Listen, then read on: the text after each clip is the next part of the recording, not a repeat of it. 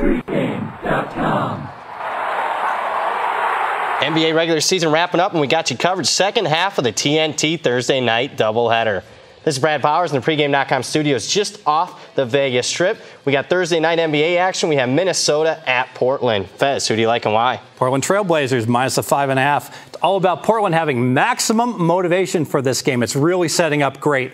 Monday they go to Minnesota. That's the cancellation game that they had to play. Could have gone either way. They lose it by 1 point, so they get revenge against Minnesota here Thursday. Also on Tuesday they go to Utah and get blasted. So they've got blowout bounce back going for them off an ugly loss, and they're in a dogfight for the last playoff spot in the West. Now, speaking of the playoffs, a lot of times when teams are on the fringe of the playoffs, maybe they're not that motivated. Maybe they've had a disappointing season. They don't care whether or not they make the playoffs. In this case, you think Portland is motivated to make a playoff run?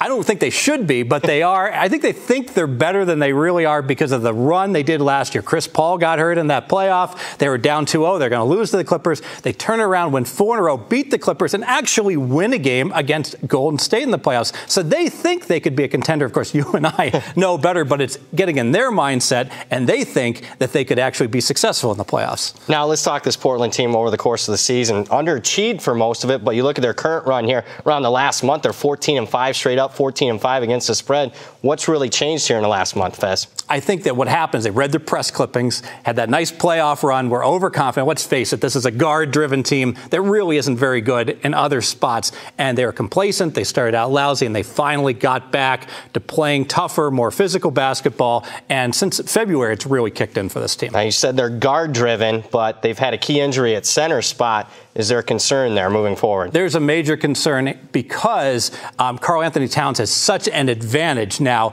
without a big man to stop him. He put 34 on this team, though, on Monday, even with 34. Minnesota only won by 1 in their crib. I think they're going to have a lot of trouble. Karl Anthony Towns will have a big game. I don't think the rest of the T-Wolves will, though. All right, your second man handicap.